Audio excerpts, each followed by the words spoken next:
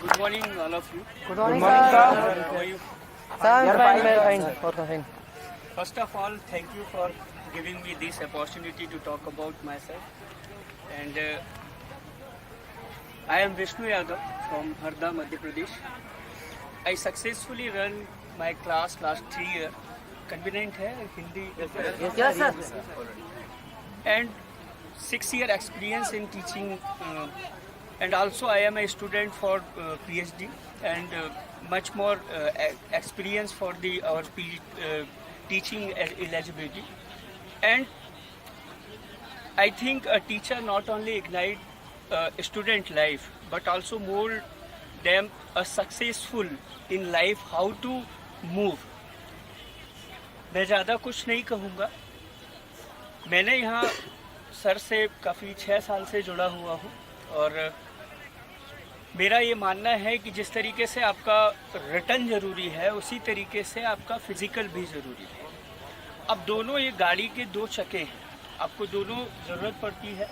लेकिन हर व्यक्ति तैयारी तो करता है, आप भी जानते हैं 3 लाख लोग फॉर्म भर रहे हैं, 4 लाख लोग फॉर्म भर रहे हैं, है ना. अब 4 लाख लोग फॉर्म भर रहे हैं तो उसमें से आप में क्या अलग है? ऐसी कौन सी चीज़ है जो आप 3 लाख लोगों में से 4000 या 4 लाख लोगों में से 4000 के अंदर आ जाए? क्योंकि लेंगे तो वो 4000 लोगों को ही. तो आपका पहला जो टारगेट होना चाहिए वो 80 से नीचे अगर आप हैं तो आप अनसेफ जोन में हैं. लेकिन आपके पास टाइम ड्यूरेशन क्या है? मात्र 2.5 से 3 महीने. अब 2.5 से 3 महीने में आप सबसे कैसा अलग करेंगे, क्या अलग करेंगे, ये सबके लिए ज़रूरी होता है. हमारे यहाँ पर आज ही से बैच स्टार्ट हो रहा है. मैं यह जहाँ तक जानता हूँ कि आप में से लगभग सभी को देना होगा. स्ट्रेटजी सबकी अलग अलग होती है, इस वजह से हमारी स्ट्रेटजी अलग है कि एक साइंस पर इन्होंने जोर दिया है इस साल. आप में से कुछ लोगों का साइंस बैकग्राउंड ज़रूर होगा, लेकिन जब हम क्वेश्चन सॉल्व करते हैं तो क्वेश्चन में ये प्रॉब्लम जाती है साइंस में. देन सेकंड जो प्रॉब्लम जाती है वो मैथमेटिक्स और साइंस में, मैथमेटिक्स और रीजनिंग में जाती है. रीजनिंग में इतनी कम प्रॉब्लम नहीं जाती. और थर्ड होता है जीके वाला पार्ट होता है. आपको जो भी फैकल्टी हमारे यहाँ पढ़ाती है वो वेल एजुकेटेड पढ़ाएगी. ऐसा नहीं है कि हर किसी को खड़ा किया और आपको पढ़ा दिया. ठीक, जो क्लास टाइम है अभी 8 से 11 है, 8 to 11 है. देन एक इवनिंग बैच भी हम स्टार्ट करेंगे. अभी मॉर्निंग बैच स्टार्ट कर रहे हैं. आप में से जिसको लगे कि आप जैसे यहाँ मेहनत राज सर कराते हैं वैसे ही मेहनत अगर करना चाहें तो हमारे यहाँ आ सकते हो. जिसको मेहनत नहीं करना, मुझे कोई फ़र्क नहीं पड़ता, आप बिल्कुल मत आएं. बहुत सारे विकल्प, बहुत सारी कोचिंग हैं. लेकिन जब आप पढ़ेंगे, जानेंगे कि हाँ वाकई कैसी मेहनत कराई जाती है, तो आपको खुद लगेगा कि हाँ हमारा सिलेक्शन हो सकता है. दूसरा, आप आए, पढ़ें 2 दिन, 3 दिन, 4 दिन. आपको जिस दिन सेटिस्फाई हो जाए कि हाँ हमारा करियर बिल्डअप हो सकता है, तब आप ज्वाइन करें. जिन लोगों को नहीं भी देना है, कल आगे चलकर ऐसा ही देना है, और भी एग्ज़ाम्स देनी है. ऐसा नहीं है कि तैयारी अलग अलग हैं. मैं पहले भी आया था और पहले भी जब मैं 3 महीने 7 जुलाई के आसपास आया था, एक बार सर से मिला था. उस टाइम लॉकडाउन और ये ज़माने भर की चीज़ें खत्म ही हुई थी. उसके बाद जब मैं आया था तो तब भी मैंने यही कहा था कि आपको हमेशा से अगर पीएससी और एमपीपीएससी और यूपीएससी छोड़ दें तो लगभग एग्ज़ाम में आपको जो आना है वो मैथ, रीजनिंग, इंग्लिश, हिंदी और आपका जो बाकी का पोर्शन बचता है साइंस का, ये पोर्शन आना है, प्लस जीके वाला पोर्शन आना है. अब ये जो पोर्शन है ये हर एग्ज़ाम में आपको आता है. ये अलग अलग कोचिंग क्या करती हैं, कोचिंगों के लिए एक धंधा बन गया है. आपके लिए एक बिजनेस तैयार कर रखा है कि आप कांस्टेबल के लिए आएंगे तो एक 1.5 महीने आए, 2 महीने आए, आपको पढ़ा दिया. जब मैथ वही है तो उसमें बैठने वाले जो स्टूडेंट होते हैं वो एसआई की तैयारी ऑलरेडी 1.5 साल से कर रहे होते हैं. आप 2 महीने में आप ये सोचें कि हम 2 महीने में क्या कर दें, पूरे इनके इक्वल कर दें, तो कैसे करेंगे? उसके लिए आपका हार्डवर्क और कोचिंग का हार्डवर्क दोनों का ज़रूरी होता है. जैसे राज सर अगर आपको यहाँ दौड़ने के लिए बता रहे हैं या एक्सरसाइज बता रहे हैं, एक्सरसाइज बताना राज सर का काम है. उस एक्सरसाइज को जब तक आप खुद नहीं करेंगे, आप में से कई लोग होंगे जो बहुत अच्छी एक्सरसाइज करते हैं, आप में से कई लोग ऐसे होंगे जो एक्सरसाइज बहुत अच्छी नहीं कर पाते. ऐसा तो है नहीं कि राज सर ने आपको अलग अलग बताया तो इक्वल ही है.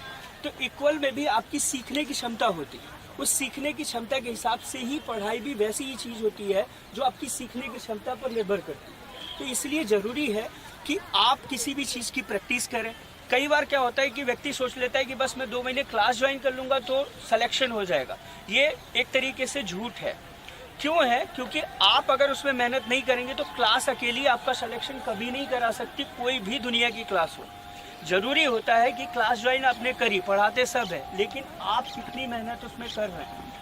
आप जितनी मेहनत करेंगे उतना गेन करेंगे। अगर आप मेहनत नहीं कर सकते तो फिर आप तैयारी छोड़ दीजिए। हाँ, फिर आप एथलीट बनने के लिए फिजिकल करिए। दोनों इसलिए ज़रूरी है क्योंकि आप सपोज करिए कि आप दौड़ते रहे, बहुत अच्छे एथलीट हो गए, तो एक बहुत अच्छी बात है। अगर आपको नेशनल लेवल पर जाना है, स्टेट लेवल पर जाना है तो एक अलग बात, लेकिन आपको एग्ज़ाम भी निकालनी है तो आपके लिए ज़रूरी हो जाता है एक पार्ट वो भी, जैसे आपकी जो बाइक है उसमें 2 चक्के हैं, तो अगर एक पंचर हो जाए तो क्या आप उस स्पीड से चला सकते हैं?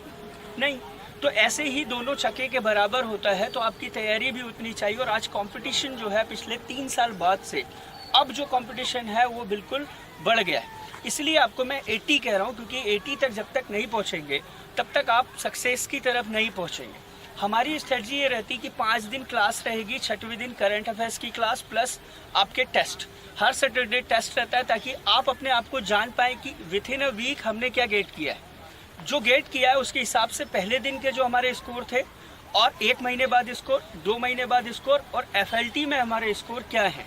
क्योंकि जब तक आप चीज़ों को ये अपने आप को नहीं परखेंगे, अपने आप की एग्ज़ाम्स नहीं लेंगे, तब तक आप सामना नहीं कर पाएंगे आईना का। इसलिए ज़रूरी होता है कि आप क्या करें, आप टेस्ट दें। टेस्ट देने के साथ ही साथ आपका जो डेली रूटीन में है कि आपको पढ़ने का है, तो आप कम से कम 5 घंटे आपके लिए निकालिए क्लास के अलावा। आप क्लास आए नहीं आए उससे कोई दिक्कत नहीं। आपको जब गाइडेंस चाहिए हो, जैसे सर अवेलेबल है वैसा मैं अवेलेबल हूँ। आपको जब लगे, आपकी क्लास है अटल द्वार पर तत्व ज्ञान IAS एकेडमी के नाम से, MIG थाने के जस्ट बाजू में। हर्षिता आती है वहाँ पर क्लास, ये हमारे यहाँ स्टूडेंट हैं। और आप जब चाहें जब क्लास पर आकर मिल सकते हैं। आपको जो भी, ऐसा ज़रूरी नहीं कि आप क्लास ज्वाइन करें, आप कहीं और भी ज्वाइन करे हुए और आपको कोई हेल्प चाहिए हो तो उसमें भी आ सकते हैं। ऐसा नहीं है कि आप किसी और के यहाँ ज्वाइन करे हुए हैं तो हम हेल्प नहीं करेंगे। आप खुद ब खुद देखेंगे चीज़ों को कि हाँ, अगर हमारे स्टूडेंट है तो हमारी रिस्पॉन्सिबिलिटी है। और कोई भी कोचिंग अपनी रिस्पॉन्सिबिलिटी तभी लेता है जब उसके पास वो बच्चा हो। बाकी मुझे पता नहीं कि आप अगर कहीं और पढ़ रहे हैं तो मैं गाइडेंस कर सकता हूँ। आप कैसा पढ़ रहे हैं, कैसा नहीं पढ़ रहे हैं, ये आपके ऊपर निर्भर करता है। ठीक, इसके अलावा आपको जब भी कोई क्यूरी रहे, कोई डाउट रहे, आप पूछ सकते हैं। क्लास में ऐसा फैमिलियर माहौल रखा है हमने कि आपको किसी को कोई प्रॉब्लम ना जाए। रही बात ये कि आप सबके लिए बेस्ट ऑफ लक। सर के लिए अगेन थैंक यू, सर के लिए भी, है ना। और आपको अगर कोई डाउट हो तो पूछिए। आज हमारे बीच में ये सौभाग्य की बात है कि विष्णु सर आए हैं और उन्होंने जो आपको गाइड किया है, अगर आप उनके एक एक शब्द पे ध्यान दें तो आपके करियर में कहीं कोई रुकावट नहीं आएगी। सवाल ये उठता है कि बारिश तो हो रही है और अगर हमने घड़ा उल्टा रख दिया तो हमारा घड़ा नहीं भराएगा। अगर हम घड़ा सीधा रखेंगे तो हमको पानी मिलेगा। पूरा सार सर की बात का यही है कि आपको मेहनत करनी है। अब मेहनत एक होती है कि एक मजदूर भी मेहनत करता नाली खोदता है, और एक मेहनत ये होती है कि एक व्यक्ति ऐसी मेहनत करता है कि वो कम समय में और ज़्यादा अचीवमेंट कर लेता है। तो आपको क्या करना है, अगर सेल्फ स्टडी करते हैं, अगर आप समझते हैं कि आप बहुत अच्छे हैं तो आप सेल्फ स्टडी कीजिए। अगर आपको लगता है कि मुझे गाइडेंस की आवश्यकता है तो गाइड के लिए फिर आपको किसी के शरण में जाना ही पड़ेगा। किसी को भी आपको पकड़ना पड़ेगा कि मुझे गाइड कीजिए। और गाइड के लिए सर का फैमिलियर बहुत अच्छा जो बातें हैं कि आप 2 दिन 4 दिन क्लास ज्वाइन कीजिए, आपको अच्छा लगे तो आगे आप कंटिन्यू कीजिए। नहीं करना है कोई दिक्कत नहीं है, गाइड हमेशा तैयार है आपकी मदद के लिए। ऐसा कभी नहीं सोचना। विष्णु सर को जहाँ तक मैं जानता हूँ कि आप उनसे रास्ते चलते भी कोई प्रॉब्लम पूछ लेंगे उनके फील्ड का, वो रास्ता चलते भी आपको उसका सलूशन दे देंगे। आप उनसे कांटेक्ट में रहिए और आपके फ्यूचर के लिए और जो बातें एक एक शब्द उन्होंने कहा है उनका ध्यान रखिए। फिजिकल के लिए सर करा ही रहे हैं, सर तो समर्पित हैं। हाँ, आप लोग समर्पित कम हैं आज सर को कभी कभी गुस्सा आ जाता है, राज सर को, क्योंकि आपका समर्पण मैं जब से देख रहा हूँ 90% लोगों का समर्पण मुझे नहीं लगता ग्राउंड में। और एक चीज़ मैं बतला दूं कि दुनिया का कोई भी डॉक्टर मरीज को जब तक ठीक नहीं कर सकता जब तक मरीज खुद नहीं चाहे कि मुझे ठीक होने का। मैं बहुत बहुत धन्यवाद करता हूँ।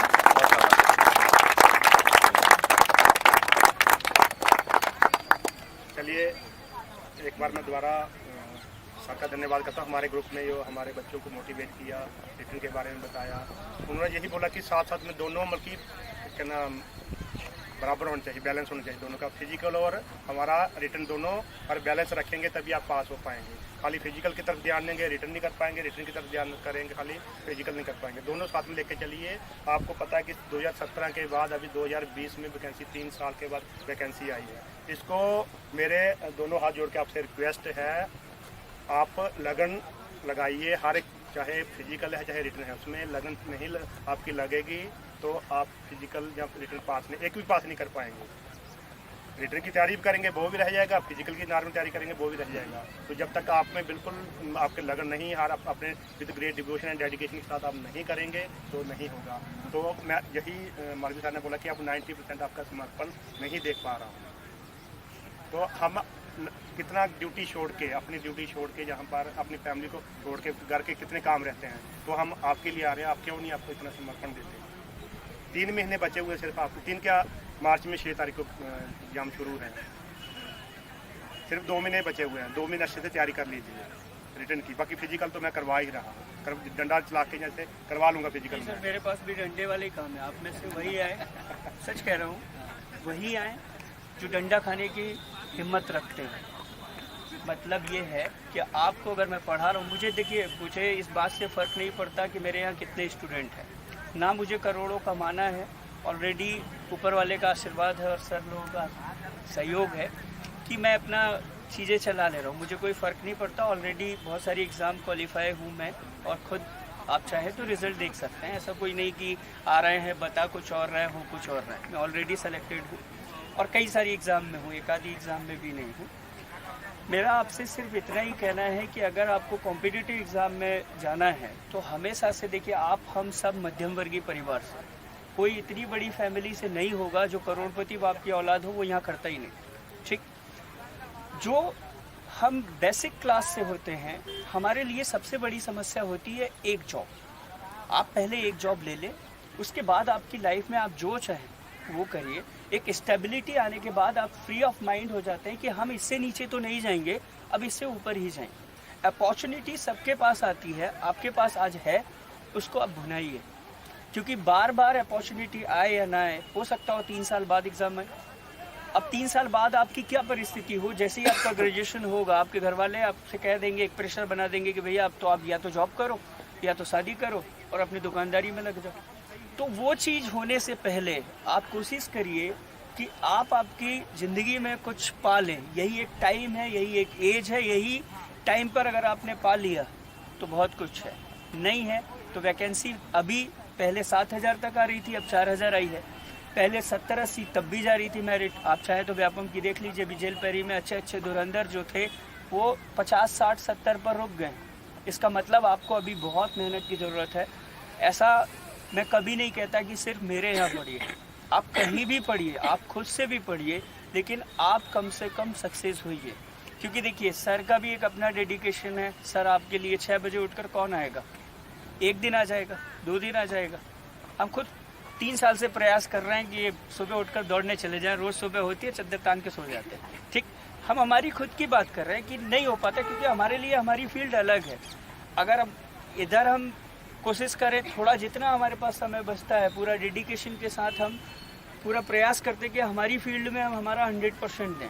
आपको हमारी तरफ से कभी कोई कमी नहीं मिलेगी। 12 बजे रात को भी आपको अगर डाउट पूछना होगा कि सर ये क्या है, तो आप आजमा सकते हैं। इतना डेडिकेशन हम लेकर चलते हैं। लेकिन हाँ, मुझे सिलेक्शन चाहिए, और मैं शुद्ध हिंदी भाषा में कहता हूँ, भले ही कोई मर जाए उससे भी मुझे मतलब नहीं, लेकिन सिलेक्शन मतलब सिलेक्शन। मुझे करोड़ों नहीं कमाने हैं, ना मुझे कमाने की ऐसा वो है। मैं चाहता हूँ आपका सिलेक्शन हो, और मैं आपसे 2-4-5 हज़ार रुपये फीस लेके ना तो करोड़पति मैं बनूंगा, ना आप गरीब बनेंगे। लेकिन आपका कैरियर बिल्डअप जो है वो बहुत ज़रूरी है। यहाँ पर क्या हो रहा है, भटकाव बहुत ज़्यादा है कोचिंग के नाम पर, और इतने भटकाव हैं जो आपको दिखाकर एडवर्टाइजमेंट कर कर सत्यानाश कर देते पूरे करियर का।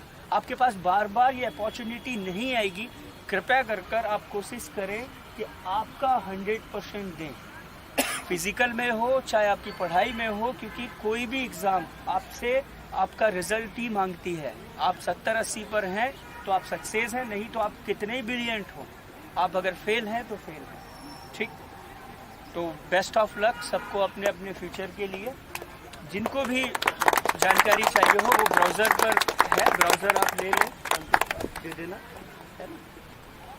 तो उसको आपकी इच्छा हो आपके पास रखें, नहीं तो किसी ज़रूरतमंद को दे दे, ऐसा कोई इशू नहीं है। उसमें इंफॉर्मेशन आपकी ही है, फिजिकल में कितना उसमें है, उसमें ब्राउज़र में ही मैंने मेंशन कराया है कि उसमें कांस्टेबल में क्या आएगा, एसआई में क्या आएगा, यूपीएससी में क्या आएगा, एमपीपीएससी में क्या आएगा, ये पूरा सिलेबस उस पर दिया हुआ है, प्लस फिजिकल एक्टिविटीज़ के लिए भी उसमें दिया हुआ है।